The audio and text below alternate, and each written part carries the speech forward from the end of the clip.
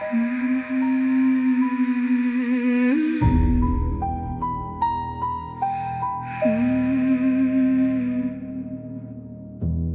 up a chair and dim the light. Leave your worries at the door tonight. No need to whisper, no need to hide. We're all chasing shadows side by side. Southern moon and candle flame. Every ghost has another name. Haunted halls and forgotten dreams. Nothing's ever quite what it seems. Old photographs and dusty frames. Everybody's got stories they can't explain. Somewhere in the quiet between heartbeats, wonder waits for those who see. Did you hear it? Did you see? Tell me what you believe. Was it fate? Was it fear? Or something drawing you near? Curiosity after dark, where we wander through the strange. Every question leaves a mark.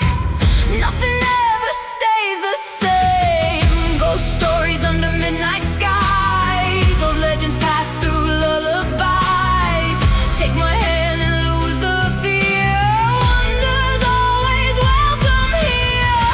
Curiosity after dark, where restless hearts belong. Searching shadows for a spark, finding wonder in the unknown. Haunted mansions dressed in lace. Footsteps echo through empty space. Vampire myths and whispered lore. 100 secrets behind one door.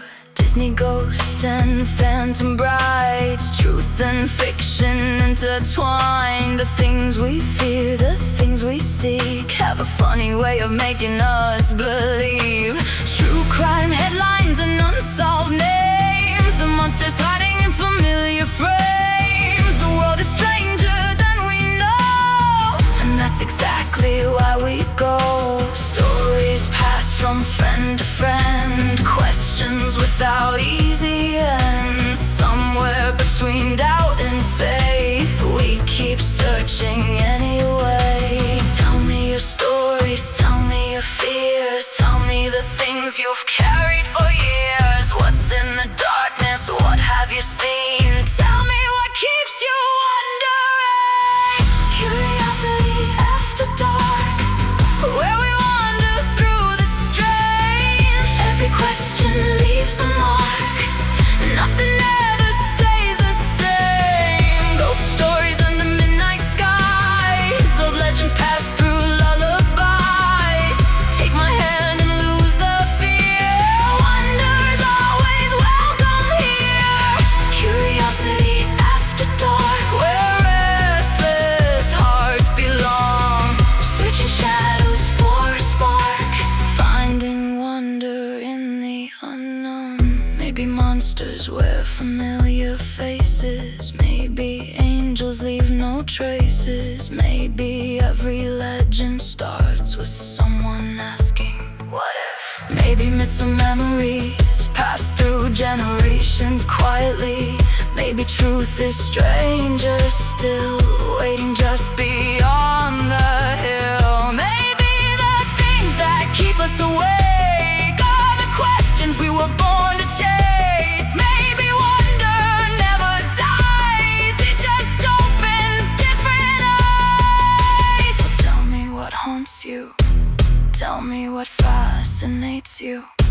Tell me the stories you swore were true. Tell me what made you look twice. We'll talk about ghosts and graveyards, about creatures hidden in folklore, about the darkness in humanity and the beauty of not knowing. No judgment here, no need to convince anyone. You don't have to have the answers, just curiosity. Curiosity after dark, where we wander through the strange. Every question leaves a mark. Nothing ever stays the same. Ghost stories under midnight skies. The legends pass through lullabies.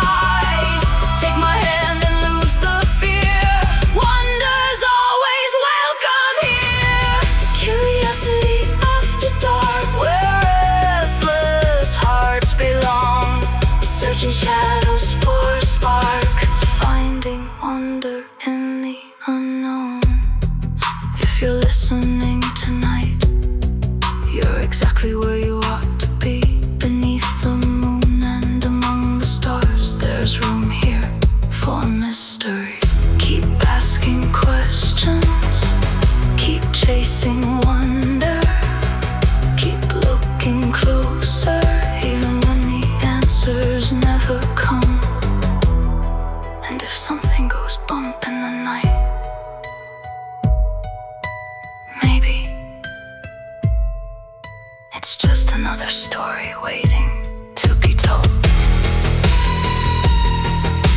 Welcome to Curiosity After Dark.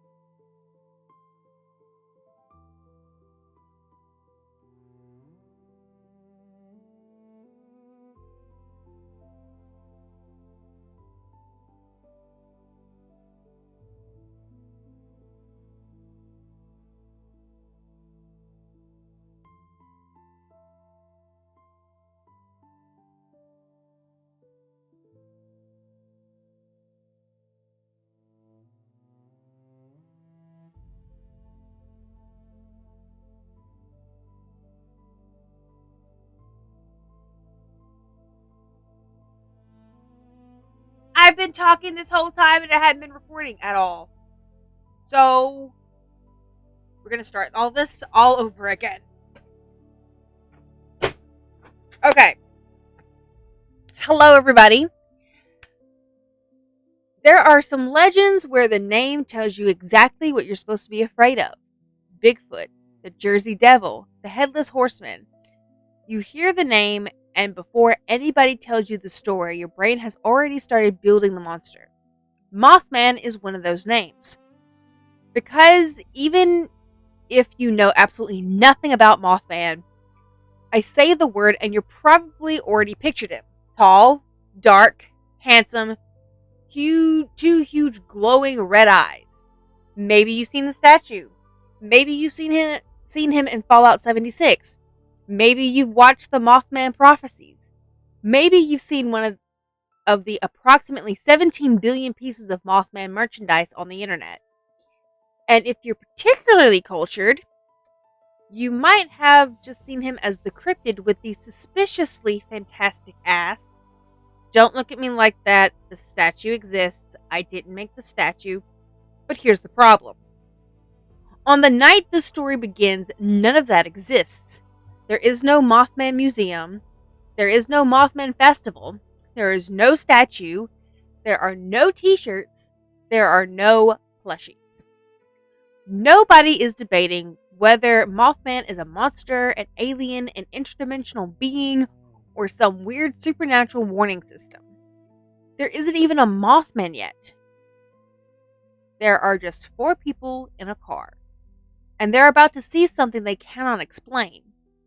So tonight we're going to do something a little different. We're not starting with the legend. We're just starting with the people who were there. And we're going to try very hard not to let everything we know now contaminate what they knew then. Because that's one of the biggest problems with stories like this. Once you know the ending, it's almost impossible not to rewrite the beginning. And the Mothman's ending is famous. December 15th, 1967. The Silver Bridge collapses in the Ohio River during rush hour. 46 people die. And eventually those deaths become inseparable from the creature people had been reportedly seeing around Point Pleasant for the previous 13 months. But here's what I want you to remember tonight. The people we're about to meet don't know that that bridge is going to collapse. They don't know that 46 people are going to die. And they don't know someone who's eventually going to write a book called The Mothman Prophecies. They don't know Hollywood is going to turn their town into a supernatural mystery. And they definitely don't know that decades later, people are going to travel to Point Pleasant specifically to take pictures of the shiny metal monster. They just know what they saw, or what they think they saw. And those are not necessarily the same thing. Maybe something generally unexplained happened in Point Pleasant. Maybe something completely ordinary appeared. Maybe an ordinary animal appeared under extraordinary circumstances. Maybe fear spread through a community until people started interpreting different things.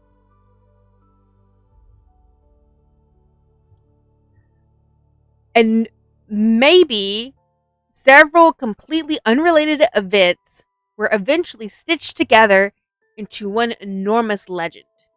Or maybe there's something really out there. I'm not deciding that for you. You're going to have to decide that for yourself. But to understand why 4 people driving around late at night could start something that we're still talking about nearly 60 years later is something fantastic. So we need to understand where they were. And Point Pleasant is important. Now, if you're like me, you really had no idea where Point Pleasant is, right? I've heard the name growing up, but I didn't know exactly where it was. So Point Pleasant sits in West Virginia, where the Kanawha River meets the Ohio. And this isn't some fictional little horror movie town where somebody invented because they needed something or need somewhere spooky for a creepy monster to live. Point Pleasant has been there for a long time. The area has Native American history, a colonial history, Revolutionary era history, river history, and industrial history. You can do an entire Curiosity After Dark episode without ever mentioning Mothman once. But by the 1960s, this was a small American river town. And nearby was a place local simply called the TNT area. Now that sounds like something I made up. Unless you're from my area where we have something called TVA. But I didn't make it up. So this is where I need you to get the Hollywood version of Mothman's Point Pleasant out of your head for just a minute. Because when people say they saw Mothman in the TNT area, it's very easy to imagine 4 people wandering through some cursed swamp in the middle of nowhere. That's not what we're dealing with. During World War II, the federal government established the West Virginia Ordnance Works north of Point Pleasant. Its purpose was exactly what that name suggests. This place was involved in producing explosives for the war effort. It was enormous. We're talking thousands of acres. There was industrial buildings, roads, rail infrastructure, power facilities, and huge concrete storage structures where explosives could be stored. Sorry, I'm still dealing with a cough.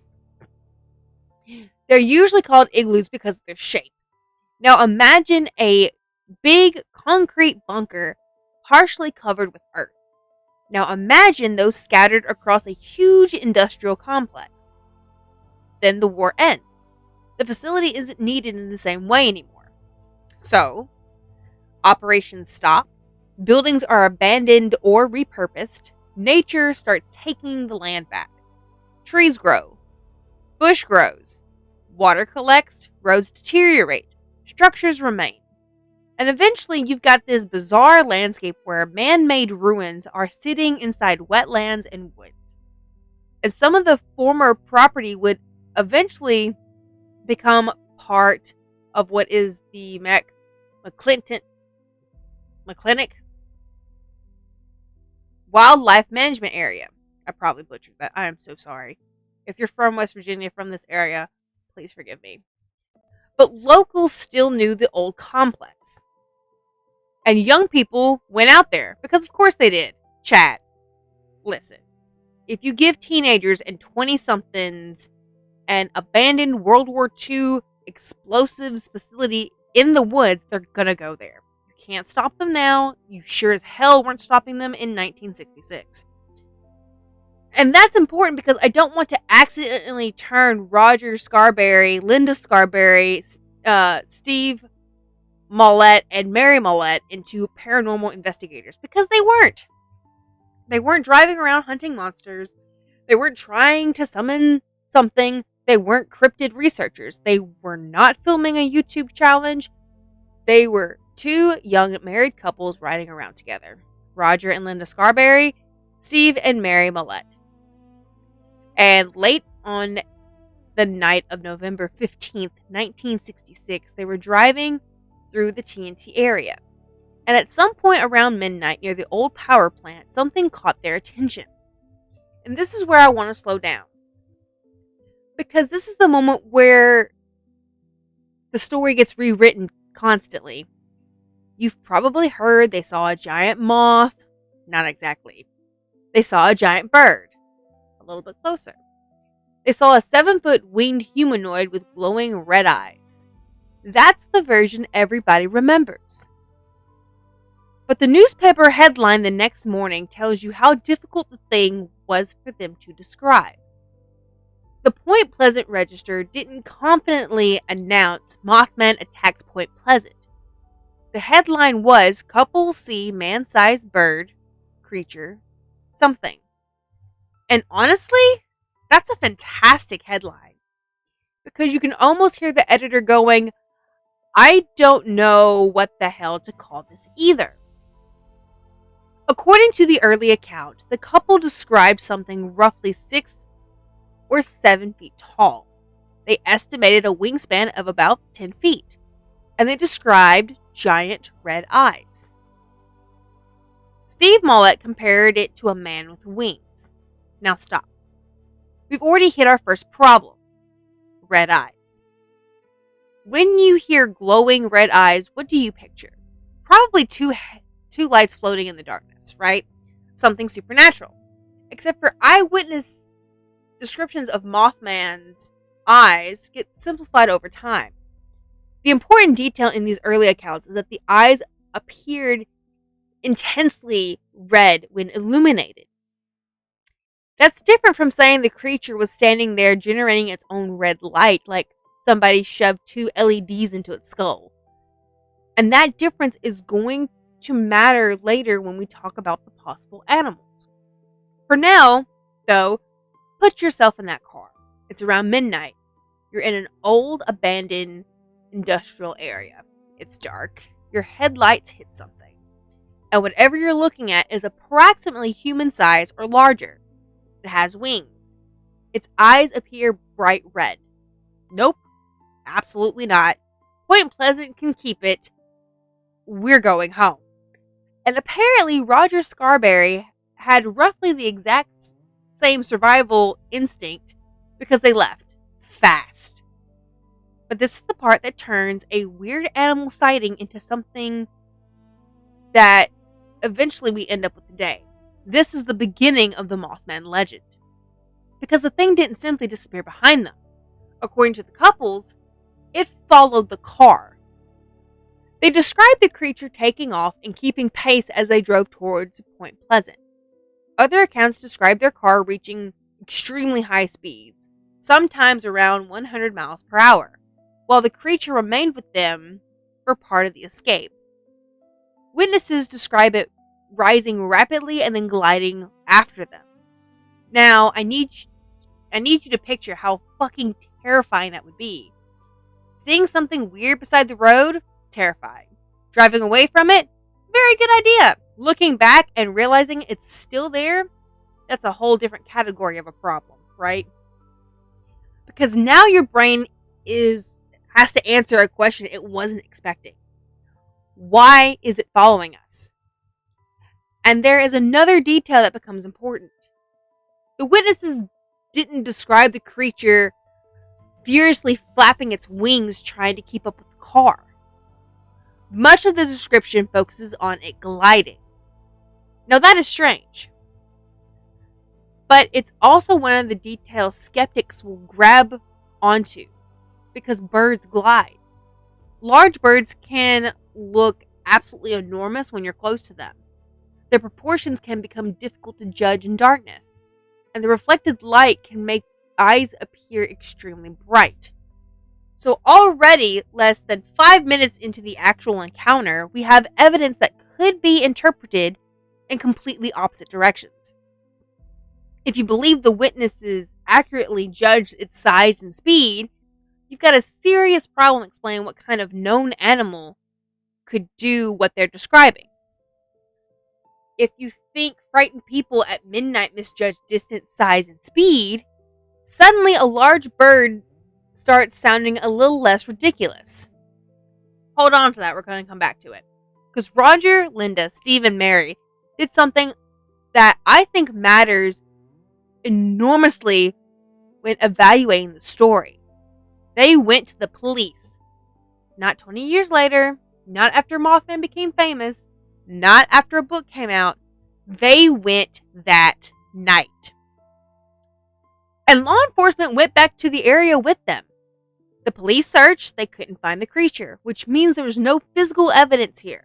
No captured animal, no feather we can confidently connect to the sighting, no body, no photograph, no footprint that proves a 7-foot winged humanoid was wandering around West Virginia. What we have are witnesses. And that puts us in an uncomfortable territory where almost every famous cryptid story eventually lives. How much do you trust human memory and perception? 4 people seeing something together sounds stronger than one person seeing something alone. And it is. But 4 people being together doesn't automatically mean 4 completely independent observations. People can influence one another. If someone screams, "What the hell is that?" your brain is already primed to see something threatening. If one person says it has red eyes, everybody now has language for what they're looking at. Memory isn't a video recording. Every time we remember something, we're reconstructing it. But the argument doesn't make the witnesses liars. And I want to make that distinction tonight. Being wrong about what you saw is not the same as lying about what you saw. Those are completely different claims. You can be completely sincere and be completely mistaken. You can be completely sincere and be completely correct. So, what did these 4 people actually encounter? Was it a giant bird, an owl, a crane, or something completely unknown? We're nowhere near answering that yet, because here's where the story gets annoying, in the best way possible. Roger, Linda, Steve, and Mary may be people whose encounter launched the Mothman into newspapers. But, depending on how you define a Mothman sighting, they weren't necessarily the first people to see it. 3 days earlier, about 100 miles away, 5 men were in a cemetery. And they were digging a grave, which is already a hell of a sentence to follow a Mothman story with, right? And no, they were not grave robbers. On November 12th, 1966, 5 men were reportedly working in a cemetery near Clinton in West Virginia, preparing a grave for a burial. And while they were there, they saw something strange. According to the story that would later become part of the Mothman lore, something large rose from nearby trees and flew over their heads. One of the myth, Kenneth Duncan, would describe it as a brown human being. Not a moth, not a monster with giant glowing red eyes, not even necessarily a bird, but a brown human-shaped figure with wings. Now, immediately, we have a problem. Because once Mothman becomes famous, this sighting gets pulled backwards into the story. It's often presented as the first Mothman sighting happened on November 12th. But was it? That's harder to say. Because remember the rule we're using tonight. We're not going to take every weird winged creature story from West Virginia and automatically slap the word Mothman on it. The men in the cemetery didn't call what they saw Mothman. They couldn't have. That name didn't exist yet.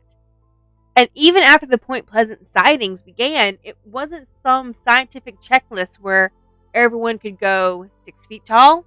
Check. Wings? Check. Red eyes? Check. Congratulations! That's a Mothman. We're looking backwards. We know what happens 3 days later, so a strange flying humanoid 3 days earlier feels incredibly important. And maybe it was. There's another possibility. Maybe 5 men saw a large bird. Maybe the story changed as it got retold. Maybe it had absolutely nothing to do with what Roger and Linda and Steve and Mary encountered. Or maybe whatever was about to descend on Point Pleasant was already there. And this is where I want you to make your first decision tonight. If you're in chat, I want you to know. Or I want to know. I don't want you to know. I'm going to tell you what I want you to know. But I want you to answer this question. Does the cemetery signing count? Because personally, I don't think we have enough info to confidently say yes. It's interesting. It's close enough in time to make me pay attention. But I am putting an asterisk next to it. We're going to have several of those tonight. Because once Mothman becomes famous, people begin remembering strange things they saw before November 15th. And that happens with legends constantly. Something unexplained happens, it gets a name, and then all of a sudden people realize, wait a minute, I saw something weird last month, or a year ago, or 10 years ago. Some of these reports are legitimate. Sometimes people finally have language for something they couldn't explain before. And sometimes human memory does what human memory does best. It connects dots. Even when those dots may not actually belong together. But after November 15th, we don't have to do any work or connect things backwards anymore. Because Point Pleasant now knows something is happening. And the next morning, the entire town gets to read about it.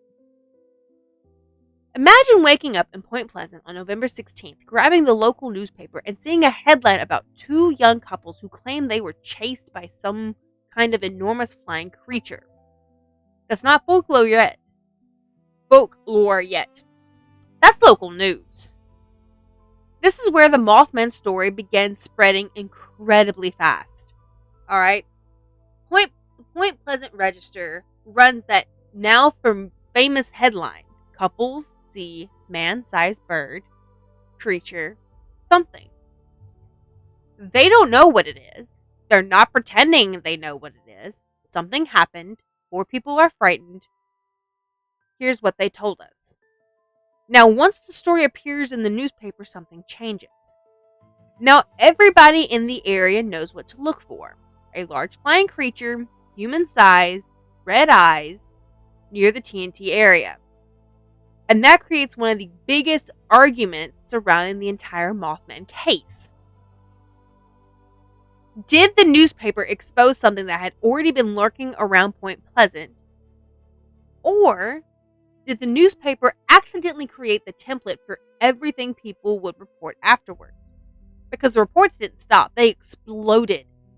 And one of the most important witnesses we're going to talk about tonight appears almost immediately. Her name was Connie Carpenter.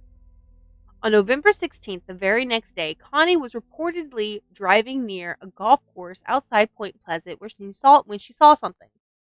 And her account is different from the TNT sighting. She wasn't riding around an abandoned industrial complex at midnight with 3 other people who were already scared. She was driving around during daytime hours. And according to her account, she saw a large gray figure standing near the road. Then it spread its wings and it flew.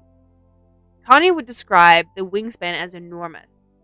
She also reported seeing those now familiar red eyes. And reportedly suffered irritation or swelling around her eyes afterwards. That last detail becomes part of a stranger side of the Mothman lore. The idea that looking into the creature's eyes could somehow physically affect witnesses. You'll sometimes hear this described as Mothman eye burn. And before anyone starts imagining supernatural laser vision, we need to be careful. There are later descriptions of witnesses experiencing eye irritation, headaches, anxiety, nightmares, and other symptoms. But establishing that Mothman's eyeballs were literally causing medical effects, we absolutely cannot do that. There are too many ordinary explanations for irritated eyes, headaches, and stress reactions, especially when you've just experienced something terrifying. Still, Connie Carpenter's account matters, because now we're no longer dealing with only 4 people from the TNT area. And then that's when more reports come in. People report strange lights, people report enormous birds, people report red eyes, people report something moving through the TNT area. Police officers begin taking calls. And this is where Point Pleasant starts doing exactly what every small town on Earth would do. Half the town wants to find the thing. Half the town thinks the other half has lost its damn mind. And some people are probably just having the greatest week of their lives because there's finally something interesting to do. People begin going through the TNT area looking for the creature. Now think about that for a second, alright? The Scarsbury and the Mullets saw something terrifying enough that they reportedly drove close to 100 miles an hour trying to escape it. Everybody else heard the story and apparently went, well, let's go see if we can find it. Humanity. We deserve whatever happens to us. And because more people are now actively searching the area, the chance of another strange encounter goes up dramatically. More cars, more flashlights, more headlights, more people staring into the trees, more people looking for sounds, more people already expecting to see something. And psychologically, that matters. If I take you into a dark forest and tell you there's nothing unusual here, you're probably going to interpret a noise as an animal. Or if I tell you, look, that there's nothing unusual here, you're probably going to take whatever noise and assume it's a regular animal, right? I said that backwards. My bad. If I take you into the exact same forest and tell you 3 people disappeared here last week and something with red eyes has been watching people from the trees, the same noise becomes something completely different. Your brain doesn't experience the world neutrally. Expectation changes perception. And here's the irritating thing about Mothman. That explains some of the reports beautifully, but it doesn't explain all of them nearly as well. Because some witnesses are describing something very specific. And one feature appears again and again and again. Those eyes. Huge, red, reflective. Sometimes described as being located strangely on the creature's body.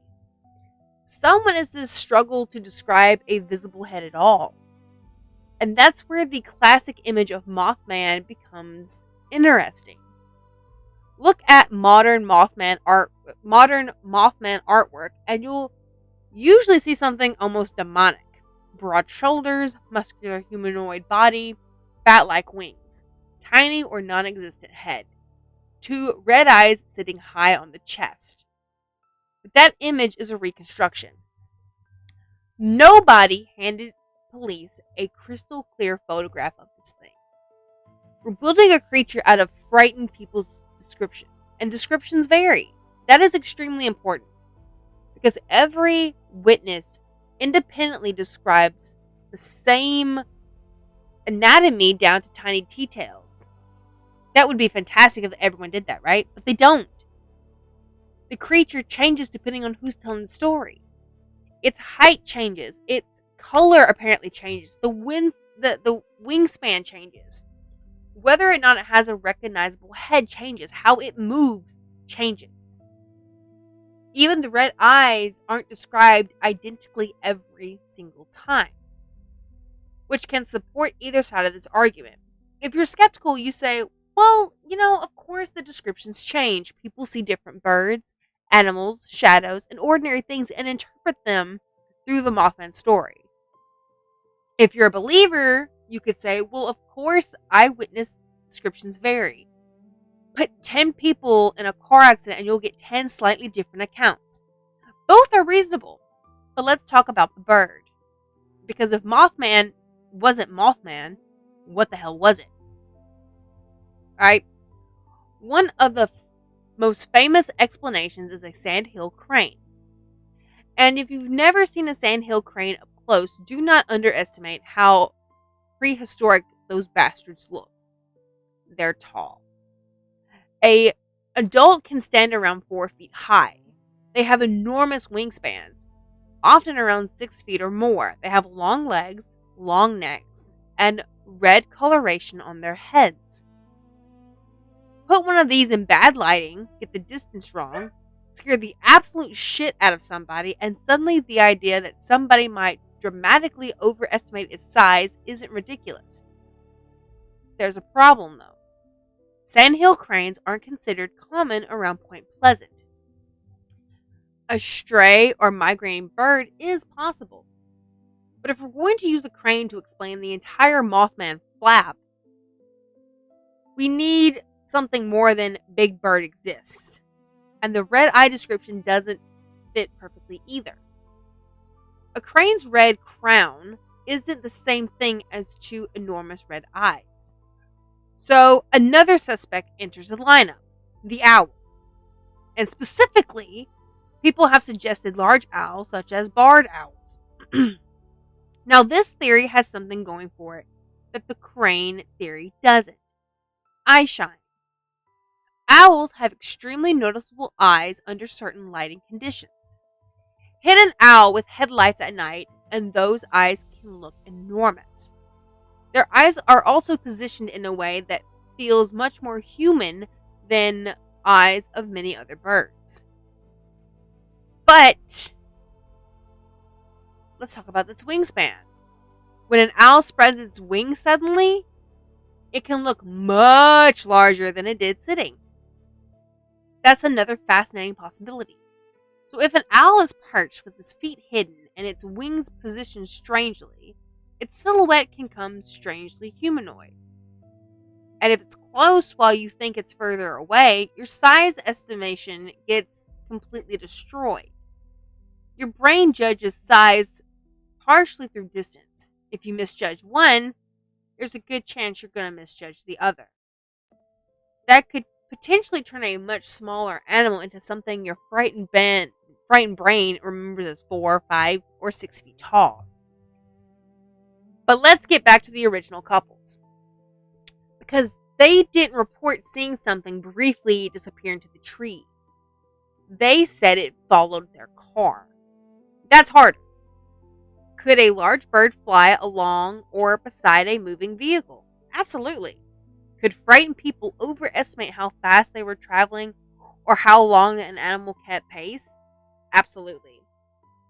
Could a known North American bird casually chase a car traveling 100 miles an hour for an extended distance? That's where skepticism towards the skeptical explanation starts to become reasonable. Because they misjudged it can explain most or almost everything if you're allowed to use it every single time a detail becomes inconvenient.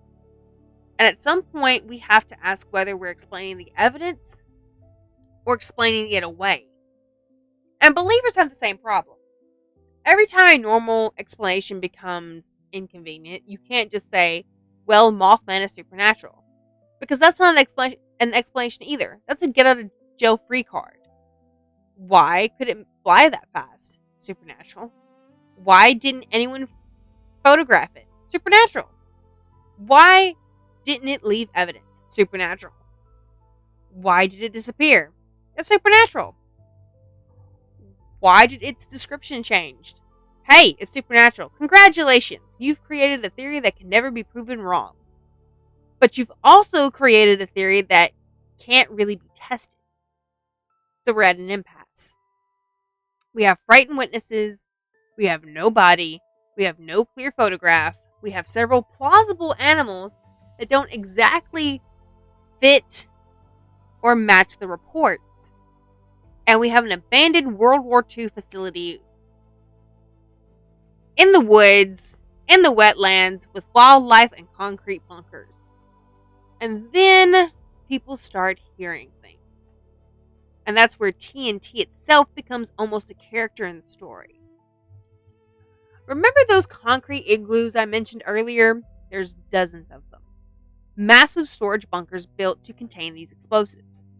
Some remained after the ordnance works closed, and the surrounding land had become excellent habitat for wildlife, which means if you're trying to argue that Mothman was an unusually large bird, well, the TNT area is exactly the kind of place where these birds and other animals could thrive without anyone constantly disturbing them.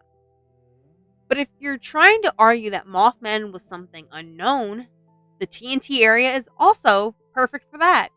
You have thousands of acres, abandoned structure, dense vegetation, wetlands, places to hide, and limited nighttime visibility. And it's just slightly creepy in the industrial history to make something feel wrong. There are even concerns about contamination associated with the former ordnance works. Explosive manufacturers isn't exactly known for leaving behind pristine land. And because humans cannot encounter an abandoned, contaminated military industrial site without eventually inventing mutants, theories began developing that whatever Mothman was might somehow be connected to the TNT area's history. Chemical exposure, mutation, secret experiments, military activity, and that's separate. And let's separate something right now. There is no good evidence that the United States government created Mothman in a laboratory. I know, very disappointing. But the location makes these theories irresistible. Because psychologically, an abandoned explosives facility feels like a place where a monster should come from. And if the first sightings that happened behind a Dairy Queen, we'd probably have a very different mythology. But the TNT area, that's practically cheating. And soon, people weren't just searching for Mothman there. They were reporting strange phenomena around it. Lights in the sky, unusual sounds, television interference, strange phone calls, and people seem to know things they shouldn't. This is the point in the story that should remain relatively simple in a cryptid case. People in West Virginia report a giant unidentified bird. Instead, a journalist named John Keel arrives. And John is about to take the story, grab it by both shoulders, and drag it towards UFOs, men in black, prophecy, mysterious visitors, strange phone calls, and some of the weirdest shit we're going to talk about tonight. Because if you only know Mothman as the red-eyed monster that supposedly predicted a bridge collapse, you don't actually know how strange the Point Pleasant story gets.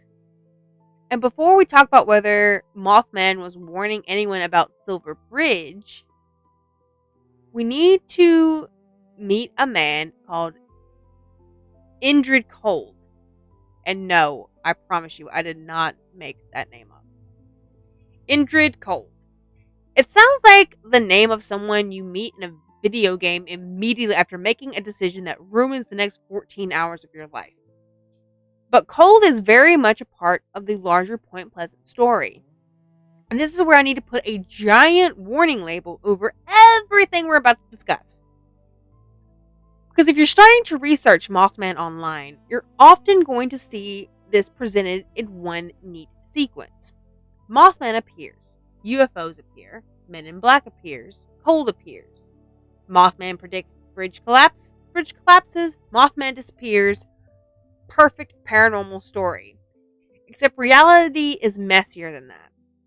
Some of these events were reported independently. Some became connected largely through Keel's investigation and later writing. Some details became more elaborate as the story was retold. And Cold? He never actually reported Mothman. Or never reported as Mothman. That's important. Because what we're about to leave was a relatively straightforward question of, did people see a weird flying animal? And walk directly into, did a smiling telepathic man from somewhere called Lanulos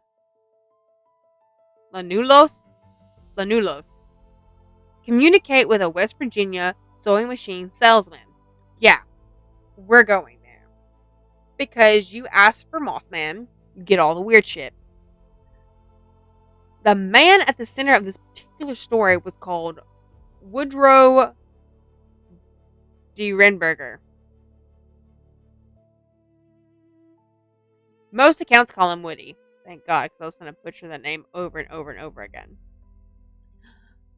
On the evening of November 2nd, 1966, my birthday. Not the year, though. Almost 2 weeks before the Scarberry and Millette encounter, Woody was reportedly driving home along Interstate 77 near Parkersburg, West Virginia. He was a salesman. He was married. He had children. And according to Woody, something very strange happened on his drive home. He saw what he initially thought might be another vehicle behind him, and then it passed him. And whatever it was apparently was not a normal car. Woody described an object shaped somewhat like an old-fashioned kerosene lamp chimney. The object moved in front of his vehicle and forced him to slow down or stop. Then a man appeared. And that's where things go completely off the rails. Woody described him as human-looking, dark hair, tanned or olive complexion, wearing a dark, shiny coat, and smiling constantly. Not necessarily evil-looking, not visibly monstrous, just smiling. And the stranger supposedly communicated with Woody without visibly opening his mouth. Telepathy. According to Woody, the man identified himself as Cold. Eventually, Indrid Cold. And Cold supposedly told him not to be afraid. Which is exactly what you want a telepathic stranger who just stops your truck with a UFO to say. I know, very reassuring. Thank you, Cold. I feel so much better. Woody later publicly discussed the encounter, including in a television interview. And that matters because it wasn't a story he quietly revealed 30 years later, after Mothman became famous. He was talking about it in 1966. Now, does it make it true? No. But it does make it contemporary. Those are two different things. And I want to keep making that distinction because age does not equal accuracy. A story being old doesn't make it factual, but an account documented before later mythology develops is useful because we can establish the story existed at the time. Woody's claims did not end with one roadside encounter. His story expanded. He claimed additional communication with Cold.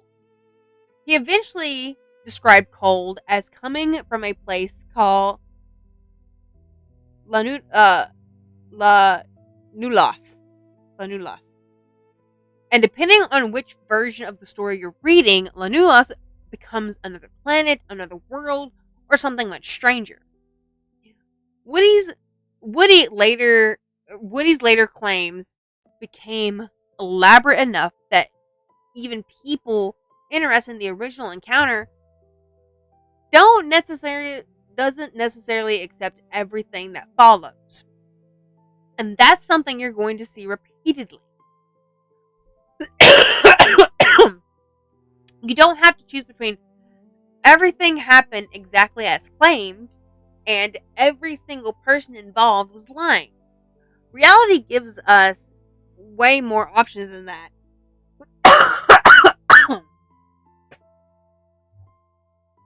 Woody could have sincerely believed he experienced something. He could have invented it. He could have experienced something ordinary and interpreted it extraordinarily. He could have embellished the entire story. Some combination of those things could be true. Or, Cold could generally be a telepathic visitor from another place. I'm putting that option on the table too. It's just sitting way over there.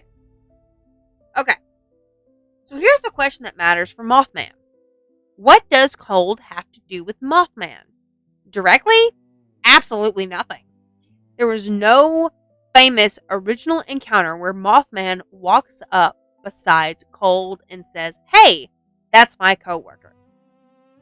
They are connected because they occur roughly in the same region, time period, and because Keel would eventually investigate the strange reports around Point Pleasant as part of a much larger pattern. And Keel does not think the world is divided neatly into ghosts over there, UFOs over here, cryptids in another box, and psychic phenomena somewhere else. He becomes increasingly interested in the possibility that all of this phenomena may be related. And that changes Mothman forever. Now, Keel was born in 1930.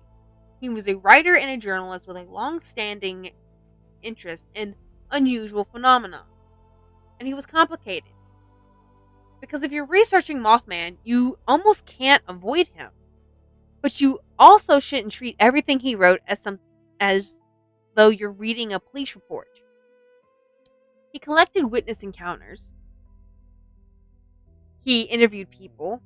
He traveled to Point Pleasant. He documented stories that otherwise may have disappeared. That makes him incredibly important. But he also interpreted those stories through his own developing ideas about paranormal phenomena. And eventually he published the Mothman Prophecies in 1975. I don't know why I said 55. We're going back in time. He published those in 1975. That book is one of the biggest reasons Point Pleasant and the events became the legend that we know today. Because the title itself tells you something. It's not the Mothman sightings, it's not the Point Pleasant creature, it's the Mothman prophecies. Now we're dealing with predictions, omens, disasters. And that's going to matter enormously when we reach December 1967. But when Keel arrived in Point Pleasant, he wasn't just interested in finding a giant bird. He began collecting reports of UFOs and other unusual phenomena occurring throughout Ohio Valley. And people were reporting a lot of weird shit. Lights moving in strange ways, objects in the sky, electrical disturbances, telephones behaving strangely, televisions malfunctioning, people receiving bizarre phone calls, and then came the visitors, the men in black. No, not Will Smith.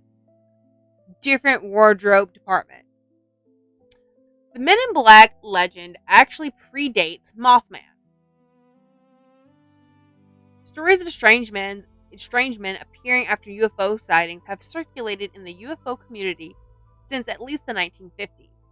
And the basic pattern goes something like this. Somebody reports a UFO, soon after one or more strange men appear.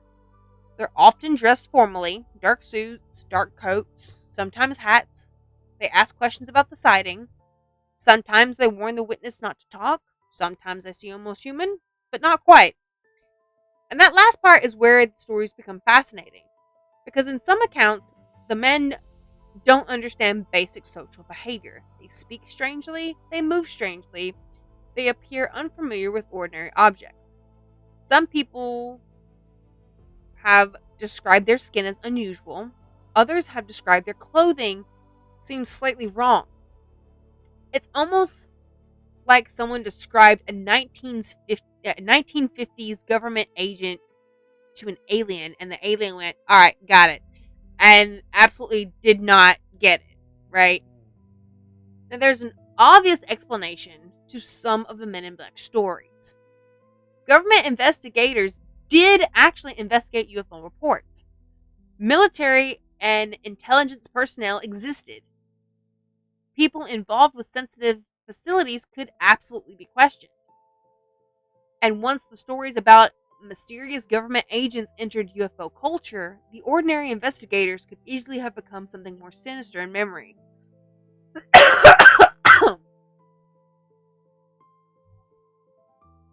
A government, at some point, the Point Pleasant stories go beyond. A government guy asked me what I saw. Witnesses reportedly described strange visitors who seemed unusually interested in the Mothman sightings.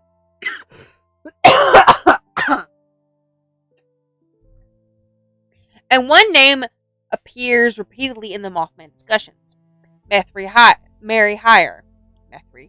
Mary Hyre was a local journalist who covered the Point Pleasant area. She became one of Keel's important local contacts. And because she was a reporter, people brought stories to her.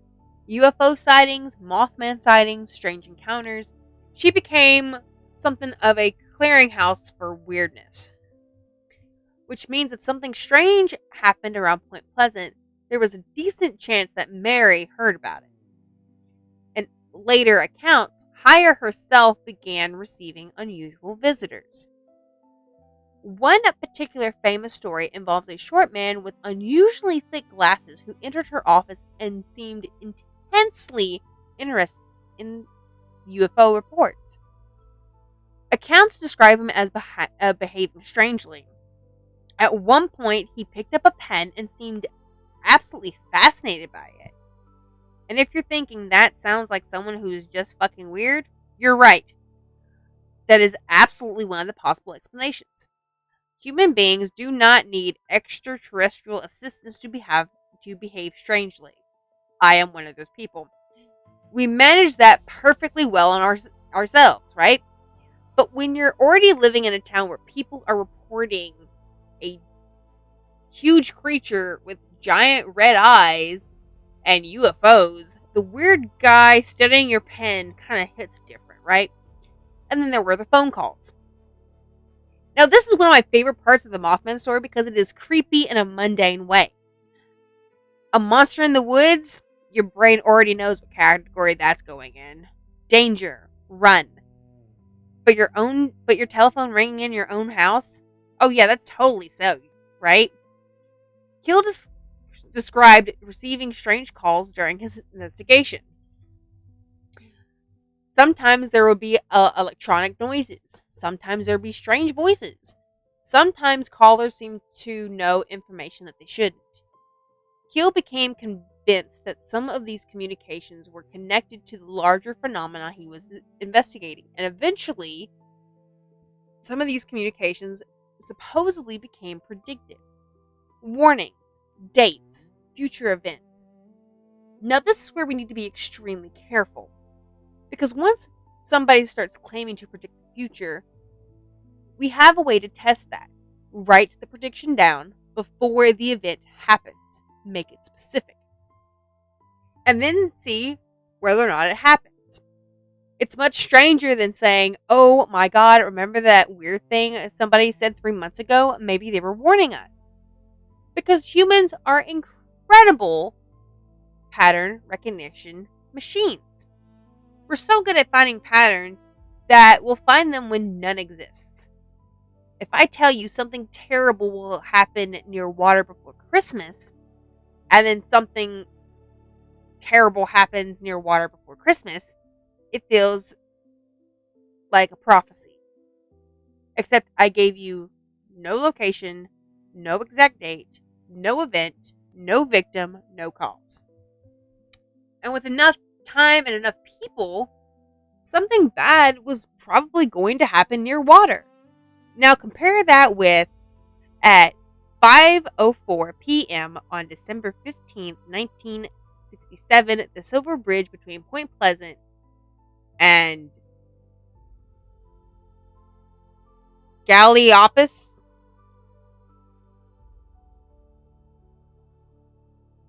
I don't even know how to pronounce that city. Will collapse during rush hour. That's prophecy. If somebody produces a verifiable dated document containing the statement for December 15th, I'm 100% listening. And this distinction becomes absolutely crucial to Mothman. Because one of the most famous things people say about the creature is that Mothman warned Point Pleasant that the Silver Bridge was going to collapse. Okay. Alright.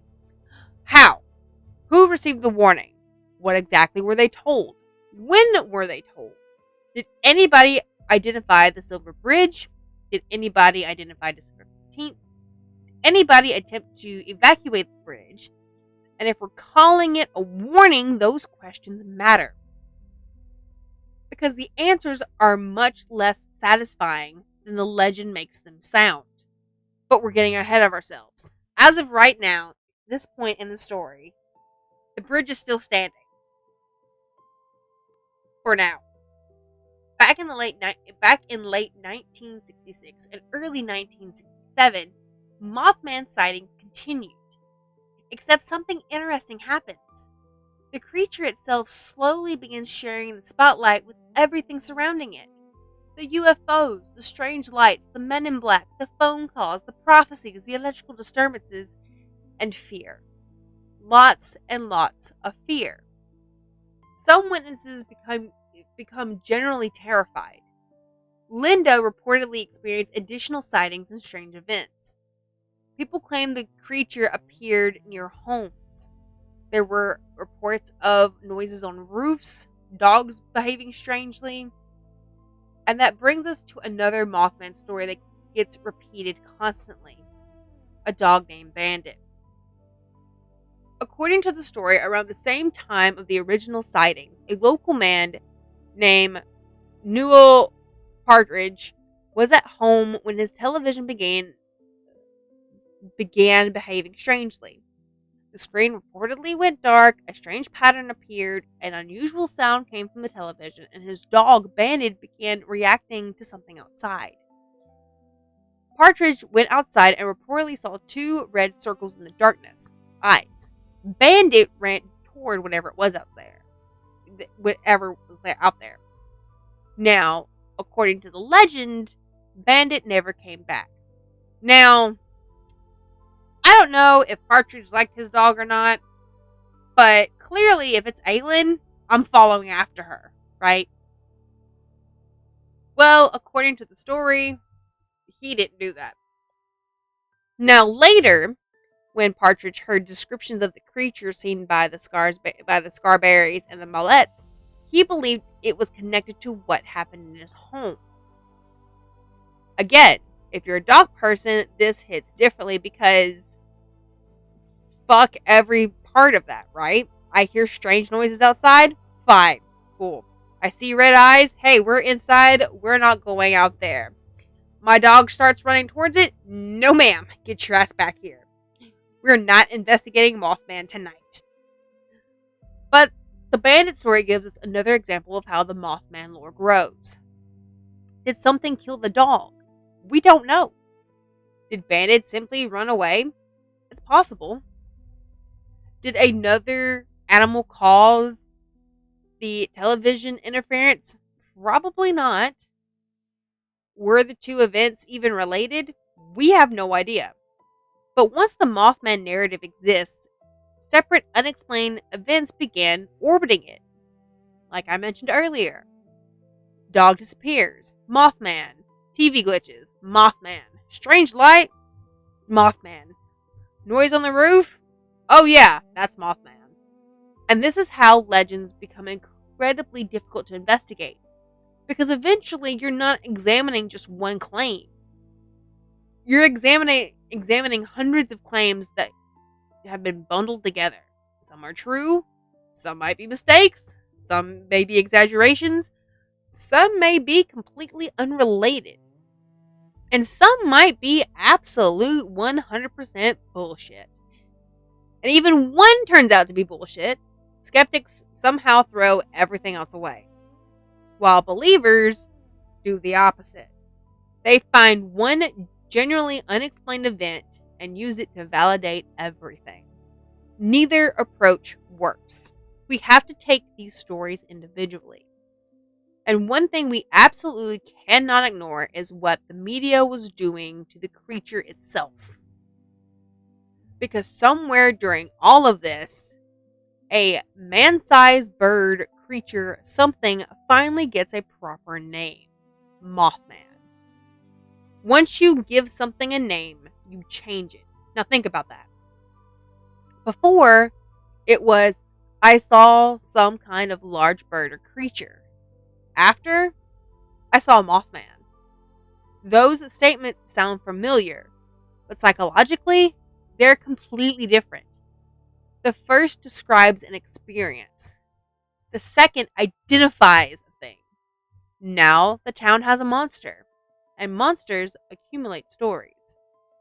By 1967, Point Pleasant had spent months living with this. People have gone looking for Mothman, journalists have investigated, Hill had interviewed witnesses, UFO reports were piling up, and the story had spread far beyond 4 frightened people in a car. And then, something strange happens. The sightings begin to fade. Not completely, not neatly. There wasn't one final night where Mothman stands on the hill and spreads his wings and says, "My work here is done." But the intense wave of reports didn't continue forever. By December of 1967, Point Pleasant was moving towards Christmas. Stores were busy, people were shopping, families were preparing for the holidays. And the Ohio River is cold. Traffic moves back and forth between West Virginia and Ohio across a bridge that has connected the communities for nearly 40 years. A bridge people cross every day. A bridge most of them have absolutely nothing to fear.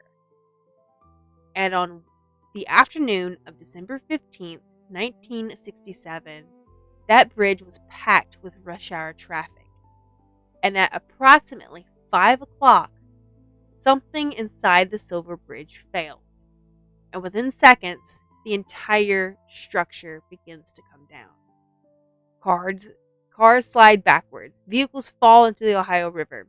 People are trapped inside them, plunging into the freezing water. Steel folds into steel. The bridge disappears beneath traffic that has been sitting on it moments earlier. 46 people will die. And Point Pleasant's strange year will suddenly stop being a creepy local legend. Now there will be funerals. There are now families who didn't get someone back. And almost immediately, people begin asking a question that will follow Mothman forever. Was the creature trying to warn them? But before we answer that, we need to understand why the Silver Bridge actually collapsed. Because the truth is horrifying enough without a monster anywhere near it. The Silver Bridge did not need Mothman to bring it down. And I want to be very clear about that before we go any further. Because 46 people died here. This is not just a dramatic ending to a cryptic story. It was a real engineering disaster that involved real people who were doing completely ordinary things on a Friday afternoon. They were driving home. They were Christmas shopping. They were going to work. They were going to see family. Crossing a bridge they probably crossed hundreds or thousands of times before. So before we ask whether Mothman predicted the disaster, we need to understand the disaster itself. The Silver Bridge crossed the Ohio River between West Virginia and Ohio. It opened to traffic in 1928. It was a I-bar chain suspension bridge. Basically, instead of massive bundles of individual wires you might picture when you see a suspension bridge, the Silver Bridge used chains made from large steel bars. These are called I-bars. Picture a long flat piece of steel with a large circular opening, or an eye, at each end. Multiple I-bars were connected together using large pins. These connected bars formed the chains helping to support the bridge. And there was a critical design feature here. The chains used pairs of I-bars, 2, which meant there wasn't a huge amount of redundancy. And the redundancy is one of those boring engineering words that you really appreciate when you're suspended over a river. Because redundancy basically means if one part fails, something else will still carry the load. And if you're in my line of work as a pipe fitter, that's kind of nice, especially when you're rigging up things, right? The Silver Bridge didn't have much forgiveness built into the particular system. By 1967, the bridge had another problem its designers couldn't have fully anticipated. Cars had changed a lot. When the Silver Bridge opened in 1928, the average automobile was considerably lighter than many vehicles using the bridge, nearly 40 years later. Traffic volume also increased too. So the bridge was carrying heavier vehicles and more traffic than the world of 1928 could have prepared for. And that's something, especially in my line of work, where you have to kind of think about that. Of every few years, especially in pipe fitting, there are new rules and regulations on what you can and cannot use in the field. And so back then, when you're doing a bridge, what in 1928 doesn't necessarily transition all the way to 40 years later, right? So here we are on December 15th, and it was particularly busy. We have 10 days before Christmas. It was rush hour, traffic was heavy, and vehicles were backed up across the bridge. Then, shortly after 5 p.m., one tiny flaw became catastrophic. Investigators eventually traced the initial failure to an I-bar on the Ohio side of the bridge. I-bar 330. The defect responsible was tiny. Investigators determined a crack had developed through processes involving stress corrosion, and corrosion fatigue.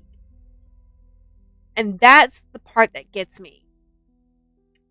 This enormous bridge, hundreds of feet of steel, cars everywhere, the Ohio River beneath it, and the beginning of the end was something tiny.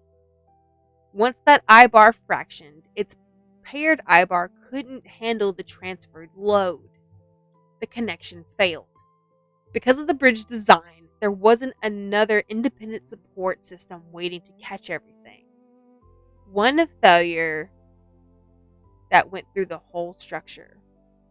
The suspension chain separated, the bridge twisted, and the entire structure collapsed. Not over several minutes, not slowly enough for everyone to get out of their cars and run. The major collapse happened in roughly 20 seconds. 20 seconds. Think about how short that is. You could be sitting in traffic. Maybe you have the radio on. Maybe you're irritated because everyone is in Christmas shopping and traffic isn't moving. Maybe you're thinking about dinner. Maybe you're talking to the person sitting beside you. And then 30 seconds later, the bridge beneath you is gone. Dozens of vehicles fell with it. Some landed on pieces of collapsing structure. Others plunged directly into the Ohio River. The water was freezing.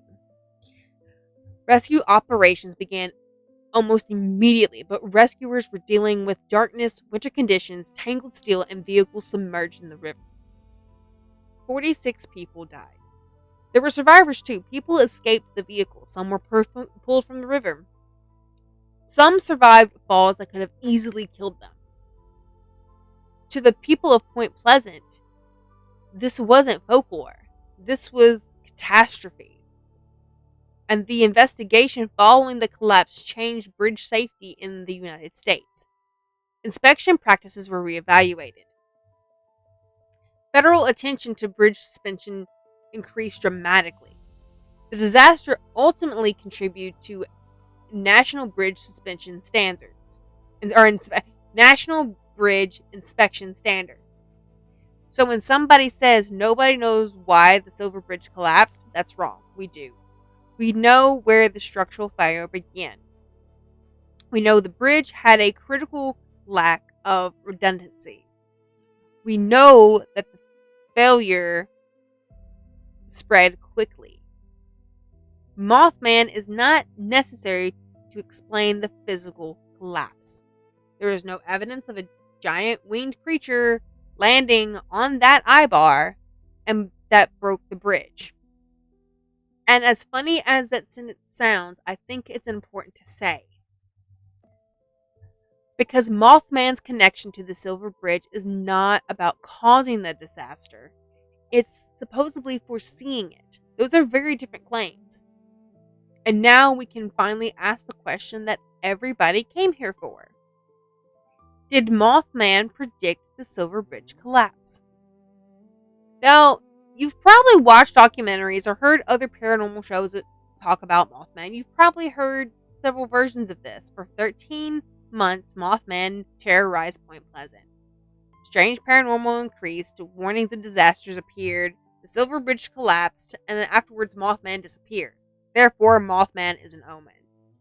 That's a fantastic story. Beginning, escalation, climax, meaning. Except there's a huge giant piece missing. When and where is the actual warning about the Silver Bridge?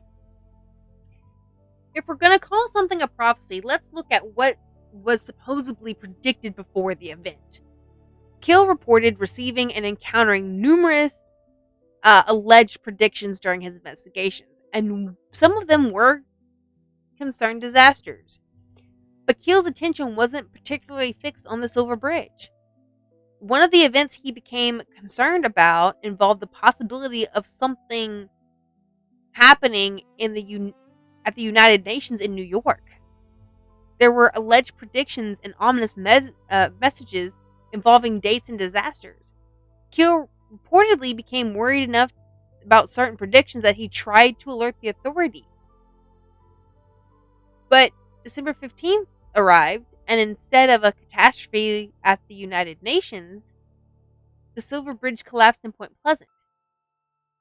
That creates a serious problem if we're calling this a successful prophecy. Because saying something terrible is going to happen and then pointing at whatever terrible thing eventually happens is not the same as predicting the event. Now, here's something else that's really important. The idea that Mothman itself was standing around specifically trying to warn Point Pleasant about the bridge is much stronger in later pop culture than it is in earlier sightings. Roger and Linda didn't come back from the TNT area saying the creature showed us a bridge collapsing. Steve and Mary didn't report receiving a telepathic message saying December 15th. Connie Carpenter didn't report Mothman pointing dramatically at the Silver Bridge. The creature mostly just appeared. It frightened people. It flew. It was seen around the area. The prophecy interpretation developed through a larger web of strange events, Keel's experiences, and crucially, hindsight after the bridge collapsed. And hindsight is powerful. Imagine you spent a year experiencing bizarre things. Something unidentified appears around your town. People see lights, people report strange visitors, there are bizarre phone calls. Everybody feels like something is building. And then 46 people die in one horrifying event.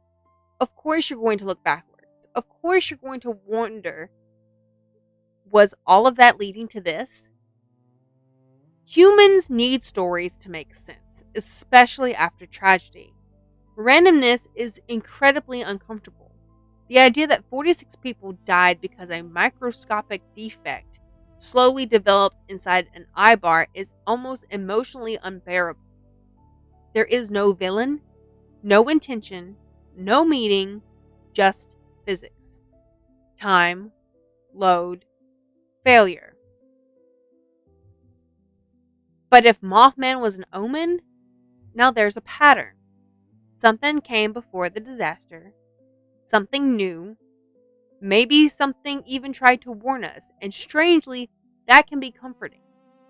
Because a universe where terrible things have warnings is less frightening than a universe where terrible things can just happen suddenly. But there's another interpretation. What if Mothman wasn't warning anybody? What if Mothman was drawn to disaster? There's another version of the legend. An omen doesn't necessarily prevent anything. Let's think about ravens, black dogs, banshees, death watch beetles. For centuries, human beings have attached animals and supernatural beings to approaching death. Sometimes the creature causes the disaster. Sometimes it predicts it. Sometimes it just simply appears before it. And Mothman fits beautifully into that tradition. A dark winged figure appears. Death follows. It disappears. It is almost mythologically perfect. Maybe a little too perfect. Because the association becomes stronger after we know the ending. And there's another question people rarely ask.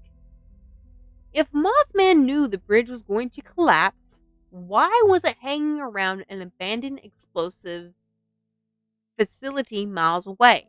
Why not at the bridge? Why not appear on the Silver Bridge every night? Why not scare people away from it? Why not use warnings? What useful warning does chasing the Scarberries communicate? Imagine you're warning, or you're trying to warn me that my house is going to catch fire next Thursday. So you're standing in the woods 3 miles away and scream at somebody. That's not really an effective emergency alarm system. If Mothman was generally trying to warn Point Pleasant, he was terrible at it. Unless humans aren't simply capable of understanding the warning. And now we're entering territory we can't really test. But there is one thing we can test: the timeline. And this is where another popular claim gets complicated. After the Silver Bridge collapsed, Mothman was never seen in Point Pleasant again. You'll hear that constantly. It's beautifully dramatic. The creature appears, 13 months pass, the bridge collapses, the creature vanishes. Legend complete. Except reports associated with Mothman didn't simply cease forever at 5:05 p.m. on December 15th.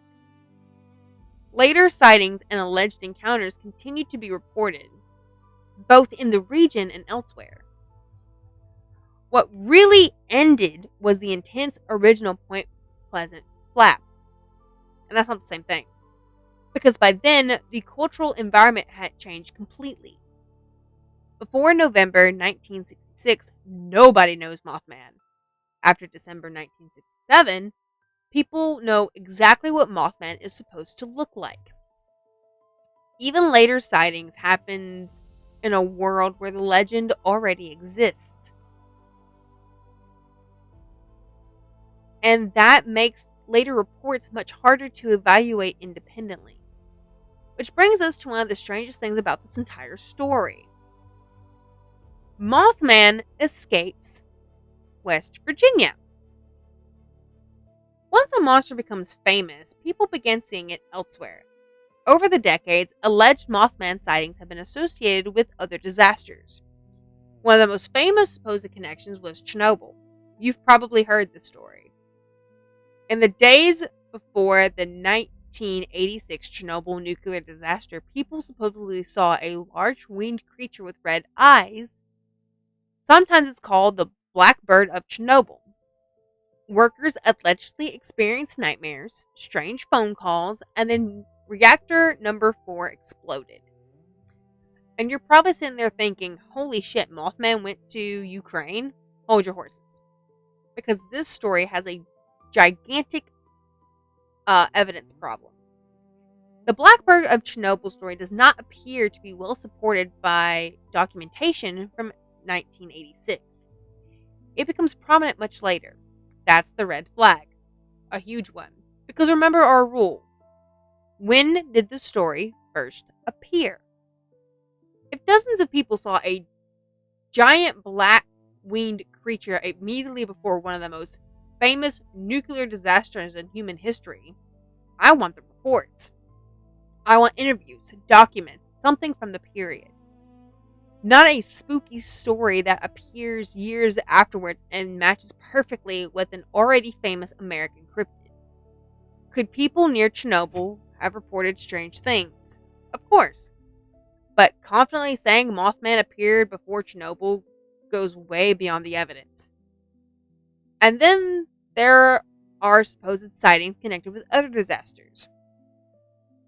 The I-35 West Bridge collapse in Minneapolis in 2007 also gets pulled into the Mothman discussion sometimes. And then we have reached alleged modern sightings around Chicago. Beginning around 2011, and especially during 2017, numerous people reported seeing a large winged humanoid figures around the Chicago area. Descriptions varied. Some witnesses reported something bat-like, some described a humanoid, some reported glowing or reflective eyes. And because Mothman is now a part of American culture, these reports were quickly labeled Chicago Mothman. But here's my question. Why Mothman? Why isn't it an unidentified large bird? Why isn't it a new cryptid? Why isn't it Batman having a rough year? Why does every dark-winged humanoid automatically become Mothman? Because once we've created a category, we start putting things inside it. And that's exactly what happened in Point Pleasant too. Maybe Roger and Linda saw one thing. Connie saw another. Partridge saw something else. People reported UFOs, and that could have been unrelated. Keel encountered his own strange phenomena. And eventually, all these separate experiences got gathered under one enormous umbrella, the Mothman phenomenon. Which leads to a possibility I find much more interesting than simply asking whether Mothman is real. Maybe there was never one Mothman mystery. Maybe there were 10 mysteries. One strange bird sighting, one frightened group of young adults, a local newspaper story, a missing dog, UFO reports, a charismatic paranormal investigator, Cold War paranoia, folklore, an aging bridge, a catastrophic engineering failure, and decades of storytelling. And somehow, all of these things became one story. But there's still one thing bothering me. Even if we strip away Cold, strip away the Men in Black, strip away Chernobyl, strip away every prophecy, every later sighting, strip away the Silver Bridge entirely, we're still left with November 15th, 1966. 4 people, 1 car, and the TNT area. And they believed that something was flying behind them. So let's go back there. Because we spent all night asking what Mothman became. I want to ask something much harder. What did they actually see? Let's strip the story down. No bridge, no prophecy, no Cold, no Men in Black, no Chernobyl, no Chicago. No shiny statue with the ass that has become far more important to the internet than anyone in 1966 could have possibly predicted. Just 4 people in a car on November 15th. What did they actually see? And I think there's only a handful of possibilities. They could have lied. They could have saw a known animal and misidentified it. They could have saw something generally unusual, but still natural. They saw an animal we haven't identified. Or they encountered something that doesn't fit comfortably under our understanding of the known world. These options aren't equally likely, but they're worth looking at. So let's start with the easiest accusation. Were the witnesses lying? It's always possible. Human beings lie. Sometimes for money, sometimes for attention, sometimes because it's funny. Sometimes a little lie gets much bigger than anyone expected, and then they're stuck maintaining it. And the encrypted history is absolutely full of hoaxes. People have faked footprints, photographs, bodies, videos, and stories. Bigfoot alone has probably provided enough bullshit to fertilize the entire Pacific Northwest. So we don't get to say they seem sincere, therefore Mothman exists. But if they invented the encounter, their supposed joke became serious very quickly. They went to law enforcement. They returned to the area with the police. Their names appeared publicly. People in their community knew exactly who they were, and they continued to maintain that they had encountered something frightening. Linda Scarberry, in particularly, continued discussing what happened long after the initial publicity. But that doesn't prove that she was right about what she saw. There is an enormous difference between they saw a supernatural creature and they sincerely believed what they saw was extraordinary. I find the second statement to be much easier to support. Could all 4 have agreed beforehand to invent the story? Sure. But we need a motive. Maybe they wanted attention. Except the attention in a small town isn't always fun. Imagine everybody at work knowing that you're one of the people who claimed a giant red-eyed bird chased your car. Imagine your family hearing about it, your neighbors, police, reporters, people calling you, people showing up, people laughing at you. That's not necessarily the kind of fame you want. And the witnesses were reportedly visibly frightened immediately after the encounter. Police and reporters who interacted with them described them as genuinely shaken. Again, people can fake fear, people can fool the police, and people can fool reporters. None of this proves anything supernatural happened. But the pure hoax explanation requires us to believe 4 young adults created a story, maintained it under immediate scrutiny, and continued living with the consequences. Possible? Yes. Close to close and enough to close the case? Not for me. So let's move on to the explanation that probably received the most attention. They saw a bird. Honestly, if we're ranking explanations purely on what we know exists in West Virginia, birds are doing pretty damn well. We know large birds exist. We know that birds fly. We know that some birds have dramatic eye shine. We know people are terrible at estimating the size of unfamiliar objects at night. We also know that fear makes things worse. We know the TNT area contained wetlands and wildlife habitats. Everything about this makes the unusual bird encounter plausible. But the question isn't whether a bird could explain Mothman. The question is, which bird? We've already talked about the sandhill crane. Tall, long-legged, huge wingspan, strange silhouette.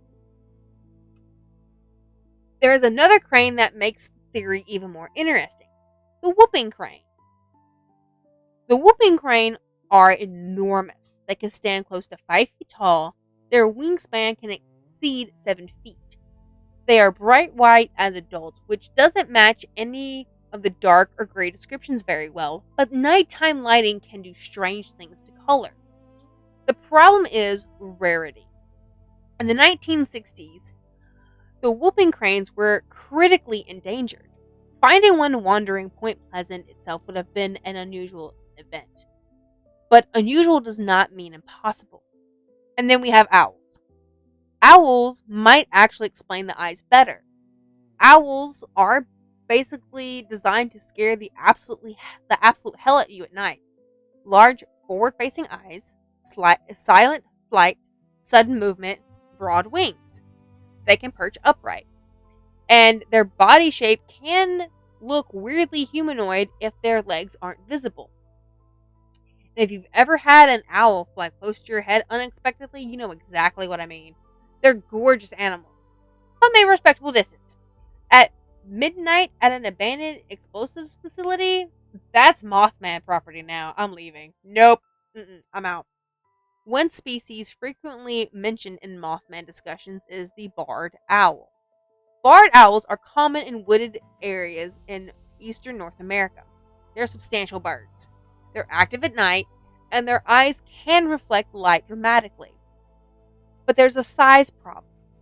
A barred owl is nowhere near 6 or 7 feet tall, not even close. So for the owl theory to work, the witnesses had to dramatically misjudge size and distance. Could they? Absolutely. At night, especially in an unfamiliar environment, your ability to judge distances get worse. You lose visual reference points. And if you don't know exactly how far something away is, you can't reliably determine its size. Now add headlights, movement, fear, multiple people shouting, a creature suddenly spreads its wings, your brain isn't pulling a tape measure. It's screaming, big fucking thing, go. Later, when someone asks, how tall was it? You have to convert that emotional impression into a number. 6 feet, 7 feet, 10-foot wingspan. That doesn't mean you're lying. It means eyewitness measurements are messy. And then there's the damn car chase. Let's talk about the reported speed. Later retellings often say Mothman followed the couples while they drove at speeds approaching 100 miles per hour. You'll sometimes see that presented as though somebody had a radar gun pointed at Mothman. They didn't. We have people inside a frightened moving vehicle trying to estimate what is outside the car and trying to figure out what the hell is going on. And relative motion can seriously screw with perception.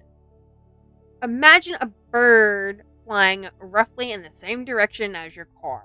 Your car accelerates, the bird changes position, roads curve, headlights move, you look backwards, you look forward, somebody screams it's still there, and all that happens in seconds. Later, it kept up with us. Then, we're going 90. Eventually, the Mothman can fly 100 miles per hour. You see how easily that happens?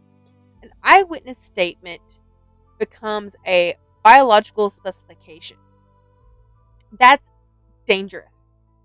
But let's be fair to the witnesses. Their claim wasn't simply we saw something flying. They perceived it as this thing pursued them for a significant distance, and multiple people were apparently convinced enough that they were being followed as they continued fleeing forward towards town. It's harder to dismiss than one glimpse of an owl. And then the way the creature reportedly took off. Descriptions often emphasize how it rose upwards without the kind of running start you would expect from a large bird. Some accounts compare it to a helicopter. Again, owls can launch rapidly. Birds can rise from perches. Witnesses can misperceive motion. But which description is accurate? We don't have an obvious 6-foot tall bird that stands like a person, rises nearly vertically, and spreads a 10-foot wing or wings and pursues automobiles down on West Virginia highways. So perhaps they saw something. An escaped exotic animal? Perhaps. People do keep animals they shouldn't be allowed to keep. This is not a modern invention. Exotic animals have escaped private collections, zoos, circuses, and exhibits throughout American history. So theoretically, a large bird could have been loose in the area. Some witnesses that, or something that they've never seen before. Maybe it was an exotic crane, maybe it was another large species. That could explain why the descriptions don't exactly match common West Virginia wildlife. But we have another problem. Evidence. Where did it go? Who owned it? Where did it come from? Why was it not reported? Did anyone find any feathers? Did anyone capture it? Nothing gives us a solid exotic animal candidate. And then there's another theory that inevitably appears whenever we have an abandoned military facility. A secret experiment. Was Mothman a government experiment? Was the TNT area hiding something? Was the creature mutated by chemicals? Was it some military project that escaped? Short answer, we have no evidence at all. Long answer, I completely understand why people thought it. The Cold War, which was approaching, the United States government absolutely conducted secret programs. Some of them were deeply unethical. And so when somebody says, oh, the government would never do something secret in that wild, history immediately taps them on the shoulder. But that doesn't mean every weird thing near a former government property is a government experiment. You still need evidence connecting the two. And we still don't have it. So, what exactly was the military developing? A 6-foot owl man? Or what? Imagine the budget meeting. Sir, we successfully created a winged humanoid. Excellent. What can it do? Chase teenagers and stand beside roads. Promote that man. No. We need more than proximity to an old ordnance plant. The mutation theory has similar problems. Radiation and chemical contamination don't work like the comic books. I literally just had to do training on this. Exposure does not take a normal moth and go, congrats, you're now 6 feet tall. When it comes to radiation and chemical contamination, it can take a while to do that. And there are lots of, especially nowadays, there's a lot of procedures and stuff in place to where that's not really going to happen like the comic books do say, right? There's multiple steps, and tons of regulations when it comes to stuff like this. So that's not really a good theory right there. And that brings us to something I've deliberately avoided discussing. The moth part. Mothman does not exactly look like a moth. Seriously, think about it. Where is the antenna? Where are the 6 legs? Where are the insect mouth parts? Where is the exoskeleton? Where is basically anything that makes a moth a moth? The earliest eyewitnesses weren't describing a gigantic insect. They were describing something bird-like or humanoid with wings. The moth in Mothman comes from the name, and the name influences the investigation. Modern Mothman has been standardized. Black or charcoal body, huge wings, no obvious neck, bright red eyes, muscular humanoid torso, sometimes has clawed feet and hands. And apparently the glutes are capable of holding Point Pleasant's entire tourism industry together. The statue has done irreversible damage to this conversation. But compare that with the uncertainty of the original headline. Man size, bird, creature, something. That's almost the opposite of the modern image. Today, we know exactly what Mothman looks like. In 1966, the people supposedly looking directly at it didn't, and weirdly, that makes the original story more believable to me. Not necessarily as a supernatural creature, but as an encounter with something they generally could not identify. So let's consider another possibility. What if they actually saw an animal we haven't formally identified? Scientists discover new species all the time. That statement is true, but people abuse the hell out of it. Most newly described species are not 6-foot flying humanoids living beside American highways. West Virginia is not an unexplored wilderness. People live there, hunt there, fish there, drive there, study wildlife there. A breeding population of gigantic flying humanoids would need food, shelter, mates, young, bodies, and waste. Feathers, hair, skin, or whatever covering they have. Eventually one would get hit by a car. Eventually somebody would find a corpse. Eventually a trail camera would capture one clearly.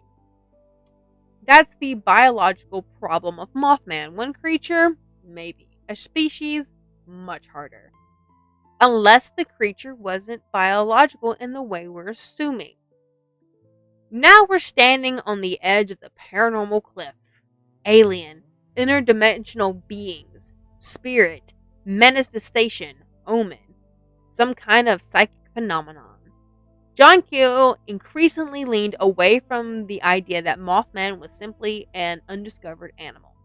Keel became interested in what he called ultra-terrestrials, entities or intelligence. I'm dumb today. Entities or intelligence that might exist alongside humans and humanity, but outside our normal understanding of reality. Not necessarily extraterrestrials flying from here to another planet. Something stranger. And your immediate response is, how the fuck do we test that? Exactly, that's the problem. We don't. Okay? Which means we can speculate all night about getting closer to the truth. But there's another explanation we haven't fully explored.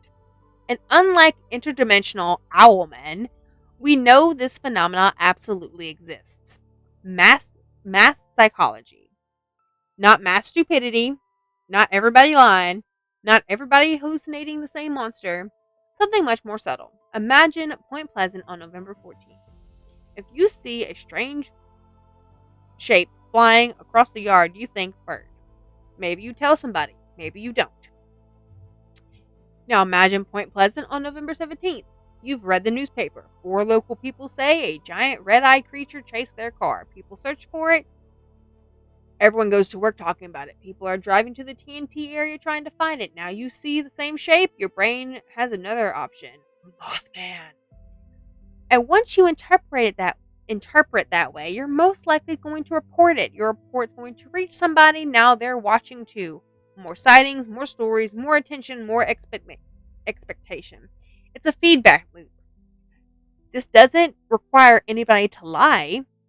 It doesn't even require anyone to hallucinate. It just requires ambiguous experiences. A bird becomes Mothman. A distant aircraft becomes a UFO. A stranger becomes a man in black.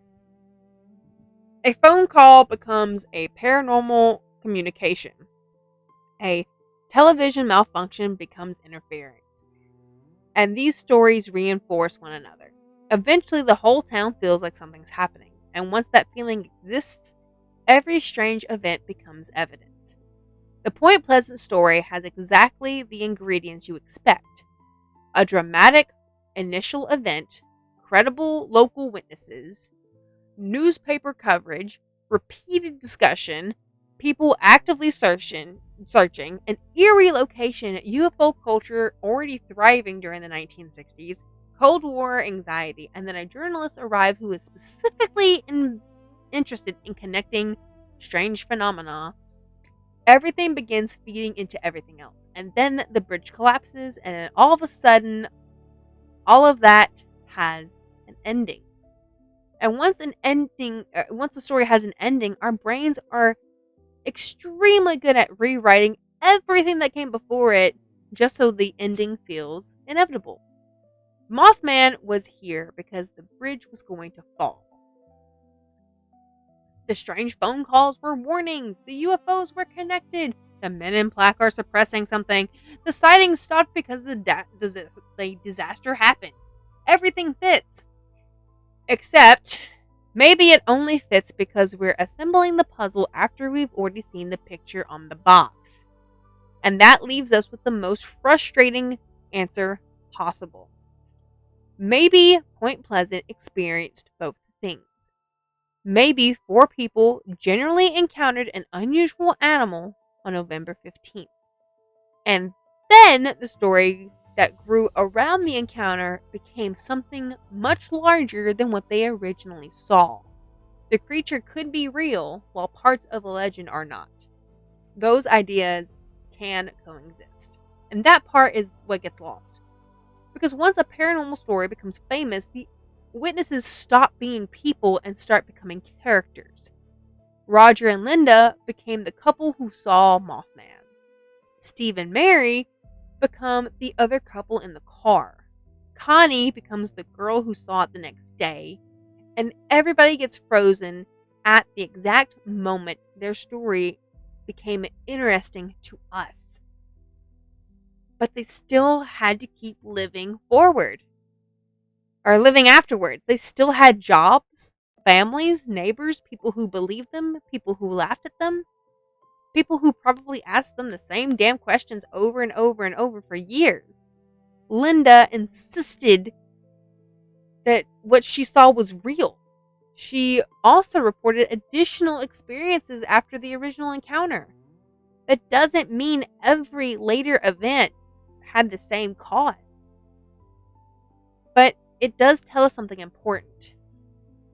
For her, November 15th was not just one funny story she told at parties. It stayed with her. And I want to bring that back into the room for a minute because cryptid stories get very easy to enjoy once enough time has passed. We can joke about Mothman's ass. We can buy the plushies. We can go to the festival. We can play Fallout 76 and worship the wise Mothman. But the original witnesses weren't meeting a mascot. They thought they were in danger, and that fear has to count for something, not as proof, but as context. Because even if every single supernatural explanation is wrong, that fear itself is real. And that brings us to another problem. How do we judge witnesses fairly when we already know the story is famous? We usually do one of two things. We romanticize them. They were simply country people who had no reason to lie, which is patronizing as hell. Or we dismiss them. They were young, they were scared, they probably saw an owl, which can be just as lazy. People are more complicated than that. Being from a small town does not automatically make someone honest. Being frightened does not make someone automatically unreliable. Being young does not make someone stupid. And seeing something you can't identify does not automatically make you gullible. So the best we can really do is ask, did their story appear suddenly? Did their descriptions stay broadly consistent? Were they under social pressure? Did they gain anything from the story? Did they change any details later? Did other witnesses report similar things independently? And on Mothman, the answers are mixed, which is probably why we're still talking about it. If the evidence was terrible, the story would have died. If the evidence was perfect, it wouldn't be folklore, it'd be zoology. And Mothman survives in that miserable little gap between the two, because there's not enough proof to settle it. Too much weirdness to completely forget it, and the gap is exactly where legends live. By the 1970s, the story had already begun changing. Keel's work pushed the Point Pleasant events into a much larger paranormal framework. Then the Mothman prophecies became the version most people encountered first. And then in 2002, Hollywood did what Hollywood does. They took the story, simplified it, changed timelines, changed characters, changed location, made everything more dramatic, and gave us Richard Gere. That is not a criticism. If a paranormal event gets adapted, apparently there are worse outcomes. But the movie also permanently changed public perception of Mothman. For a lot of people, the film is the story. It's a mysterious entity, phone calls, prophecy, a doomed bridge. Something that knows the future, and culturally that version is powerful, but it's not a documentary, and that matters because sometimes pop culture becomes more influential than the original reports. Once people have seen Mothman portrayed in a certain way, future sightings start to sound more like the movie.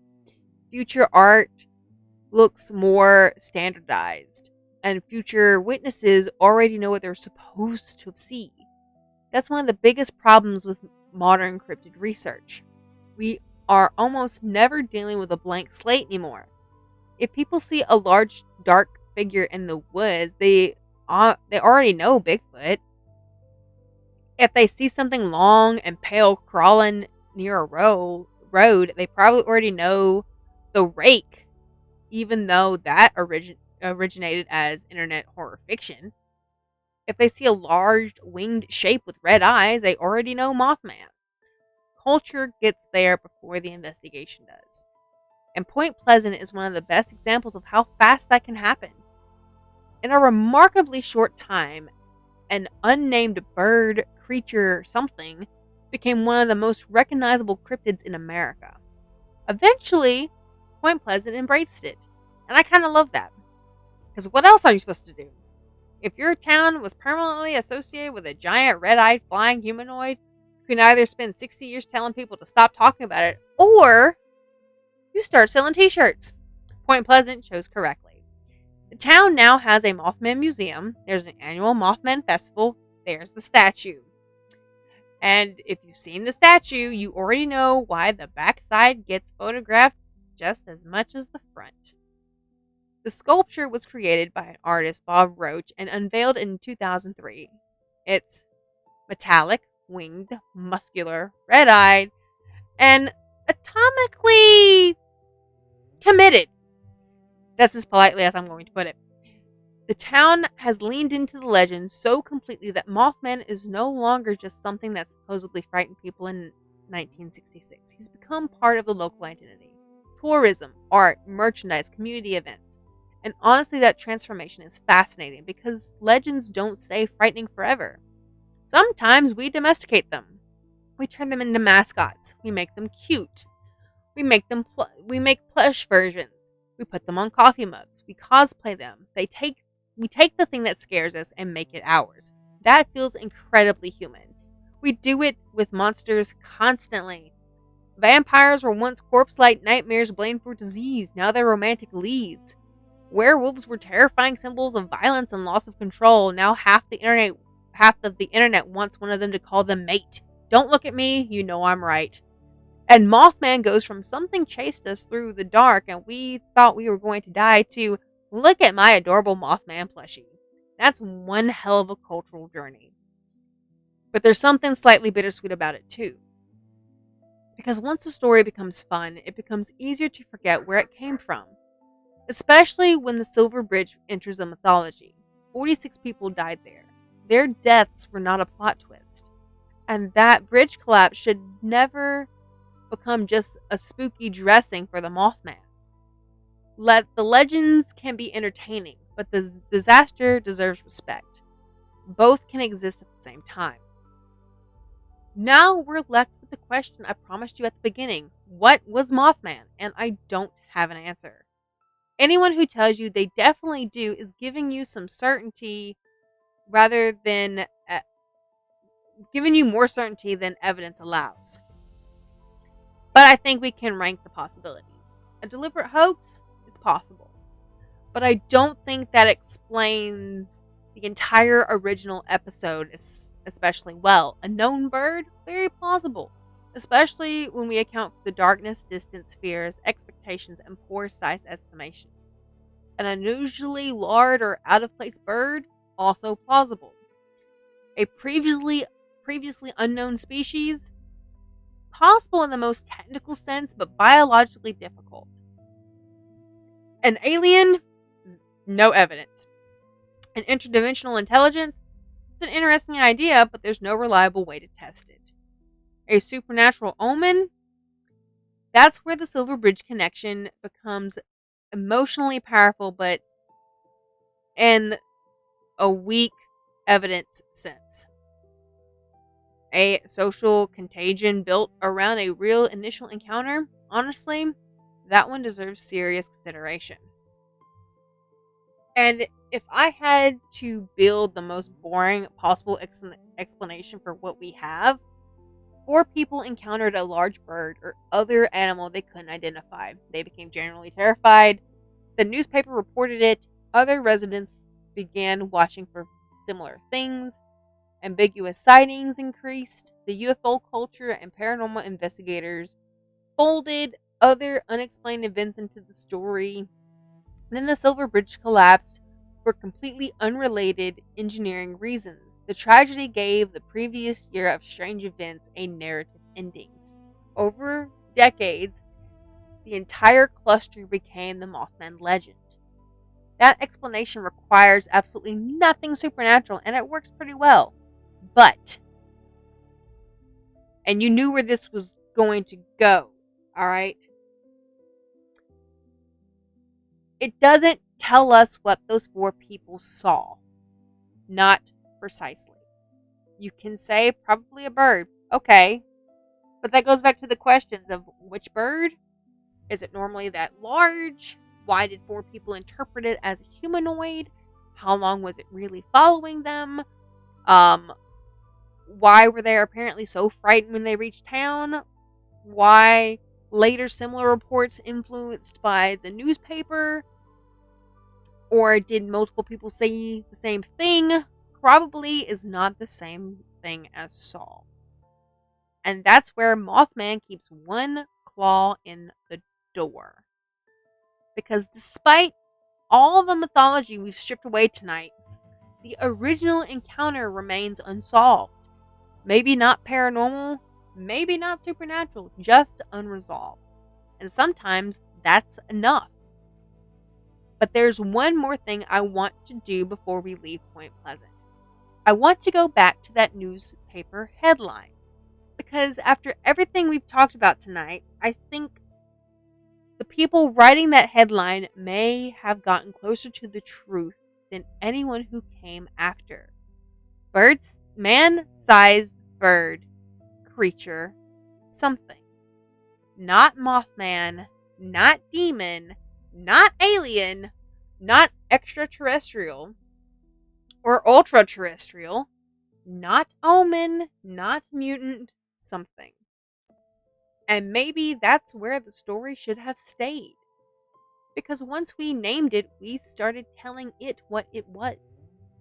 We gave it autonomy, we gave it powers, we gave it motives, we connected it to disasters, we sent it to Chernobyl, we sent it to Chicago, we made it supernatural, we made it prophetic.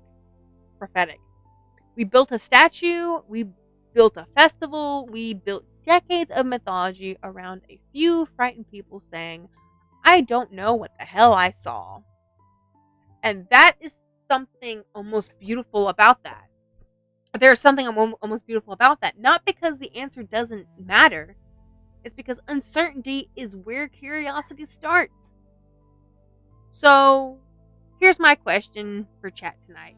And I don't want just real or fake. That's too easy. I want you to tell me which version makes the most sense to you. Was Mothman a known animal seen under terrible conditions? Was there actually an unusual animal around Point Pleasant in 1966? Was the creature real, but everything paranormal added later was folklore? Do you think Mothman was genuinely something supernatural? Or do you think there was never one phenomena at all? Just a bunch of weird events that became connected because humans needed something to make sense together. After digging through this story, that's the option I keep coming back to. Mothman isn't one mystery. Maybe Mothman is what happened when a town has too many mysteries at once. The strange creature, the UFO reports, odd visitors, missing animals, electrical problems, phone calls, fears, and a horrific disaster. And afterwards, people do what people always do. They try to make a story out of chaos. And if Mothman was really an omen, I keep coming back to that one uncomfortable question. Why? What good is an omen nobody understands until after the disaster? Because if something was trying to warn Point Pleasant, nobody knew what the warning meant. The bridge still collapsed. 46 people still died. Nobody evacuated because they saw Mothman. Nobody crossed the Silver Bridge because a winged creature appeared, or no one closed the Silver Bridge because a winged creature appeared at the TNT area. The warning only becomes obvious after what we already know happened. And that's why I'm hesitant to call it one. Mothman wasn't warning anybody. Maybe he wasn't even connected to the bridge. Maybe people are just simply needing a reason as to why something strange has been haunting their town for a year before something terrible happened. Or maybe whatever those people saw weren't there for them. Maybe it wasn't trying to communicate. Maybe it wasn't an omen. Maybe it wasn't even aware of us in the same way we assume. And that might be creepier. Because humans have a habit of assuming that when something strange appears, you must be the point. It came to warn us, it came to scare us, it came to watch us, it came because something was going to happen to us. But what if it didn't? What if 4 people happened to drive past something they were never supposed to see? What if the bridge was completely unrelated? What if decades of prophecy, disaster, and mythology came from 2 separate events that happened 13 months apart in the small same town?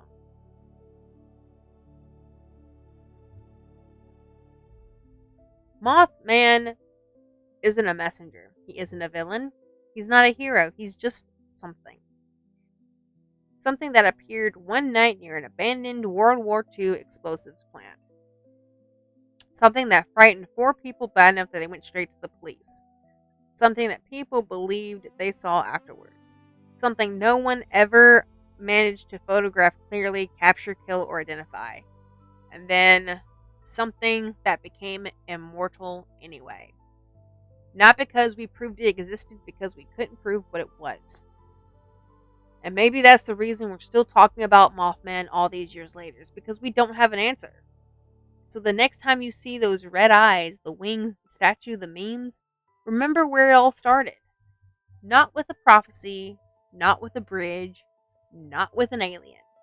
4 people driving through the dark. Their headlights caught something near an abandoned building. It looked at them. They ran away. Whatever they saw followed. And after everything we've talked about tonight, I think the first newspaper headline still said it best. A man-sized bird, a creature, or something. And sometimes, something is the creepiest answer we've got. That is Mothman, and this has been Curiosity After Dark.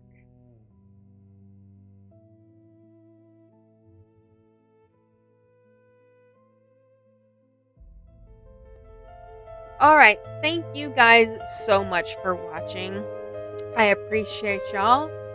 We are going to do what I do best, and we're going to raid out. If you enjoyed this episode, please let me know. You can join the Discord and leave your comments, concerns, and complaints in Discord. I do read the stuff. It's great. No one has said anything yet, so that's good, but that's also could be bad. But it is what it is. But we're definitely going to raid out. We're gonna raid a friend of mine, Abadana.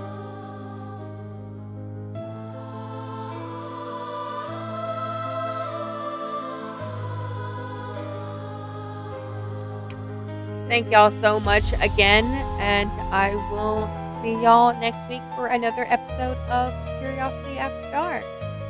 Alright guys, bye!